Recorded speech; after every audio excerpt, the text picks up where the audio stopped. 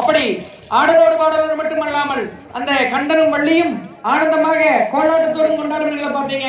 இப்போ அந்த கண்டனும் வள்ளியும் ஆனந்தமாக கொண்டாடும் நிகழ்வு எப்படி என்றால், அன்பார்ந்த அகிலாண்டவரத்தை சேர்ந்த அனைத்து சொந்தங்களும் அன்பான ஒரு வேண்டுகோள், உங்களுக்கு இந்த கண்டனும் வள்ளியும் திருமணம் நடத்தக்கூடிய நிகழ்வுல உங்களுக்கு அன்னதானம் மிக சிறப்பாக ஏற்பாடு பண்ணியிருக்கிறாங்க. அந்த அன்னதானத்தை வீணடிக்காம எல்லாருக்கும் கிடைக்கிற மாதிரி நீங்க வரிசையாக நின்று அந்த அன்னதானத்தை அன்போடு கேட்கிறது. அந்த கண்டனையும் வள்ளியும் ஆனந்தமாக கொண்டாடும் நிகழ்வு எப்படி என்றால்,